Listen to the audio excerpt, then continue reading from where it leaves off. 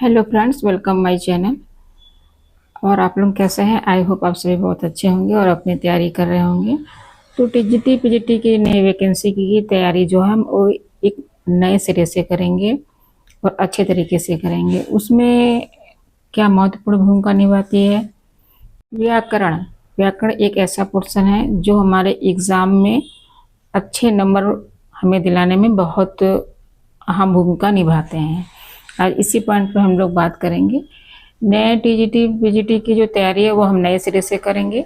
Book से तो पढ़ेंगे ही, लेकिन इस एग्ज़ाम में सबसे बड़ी भूमिका हमारी निभाती है व्याकरण। व्याकरण का अहम भूमिका रहता है जो हमारा नंबर गेन करने में हमारी मदद करता है। तो व्याकरण पर हमें विशेष ध्यान देना होगा। मेरे पास एक पुस्तक है, ये देखिए, मैंने ये डिकोड से ऑनलाइन लिया हुआ था। इसमें जो व्याकरण है के जो सारे पॉइंट्स हैं बहुत अच्छे दिए हुए हैं और सारा कुछ बहुत अच्छे से विस्तृत से करके, और पीछे इसमें क्वेश्चन आंसर भी दिया हुआ है। आप इसको तैयार करके मॉक टेस्ट की तरह से इसको हम यूज कर सकते हैं। इस तरह से इसमें सुविधा उपलब्ध कराई गई है। तो टीजीटी पीजीटी का जो एग्ज़ाम आ रहा है और असिस्टेंट प्रोफेसर का भी आ रहा है, डायरेक्ट प्रवक्ता का भी है।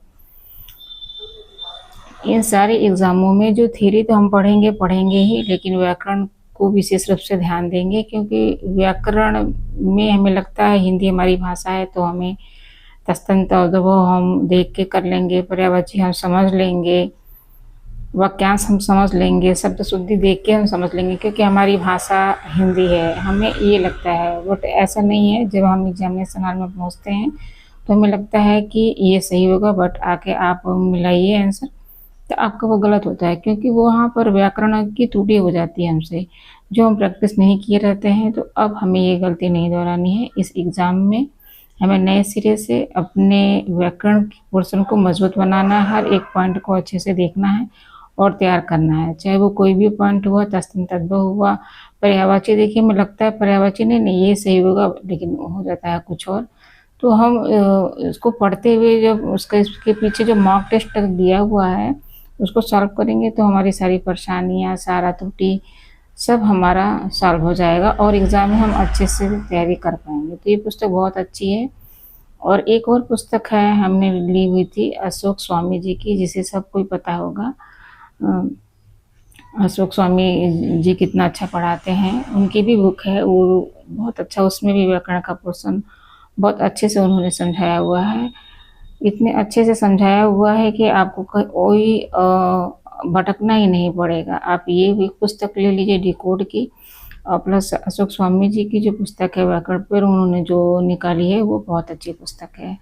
उसमें आपको संधि विच्छेद में भी देखिए कभी कभी हमारे से त्रुटि हो जाती है, हमें लगता है नहीं यही आंसर सही होगा, लेकिन फिर जब हम मिलाते हैं तो वो हमारा गलत हो जाता है। तो अशोक स्वामी जी की पुस्तक में सारे विस्तृत से उसमें उन्होंने हर व्याकरण के हर पॉइंट को इतने अच्छे से 3-4 पुस्तकों से लेके उन्होंने कलट करके वो पुस्तक निकाली है कि आपको कहीं से भी एक त्रुटि नहीं होने वाला है।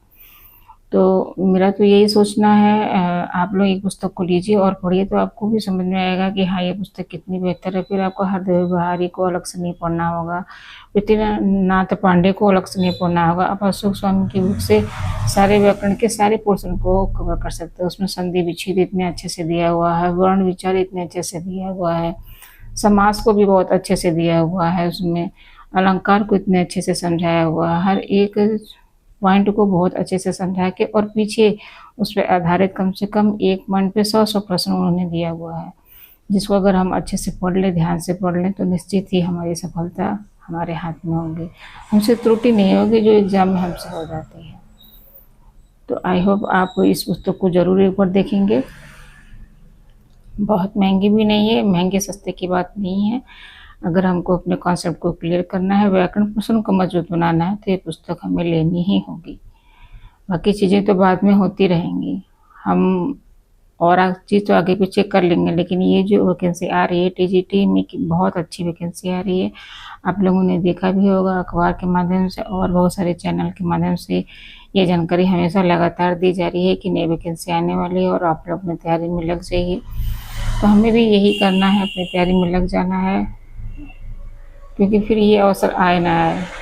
और हम लोग जैसे उम्र जिनकी जा रही है उनके लिए तो बहुत ही इम्पोर्टेंट है कि इस तैयारी को तो हम बेहतर करें और एक सीट को तो अपने हाथ में मुट्ठी बांध के कस के पकड़ ही लें, ताकि अपना मेरा हम लोग का जो है आत्मसम्मान तो है ही, लेकिन एक अलग से अंदर से कॉन्फिडेंस आ जाता है ना, जब हम किसी अच्छी जगह पे होते हैं।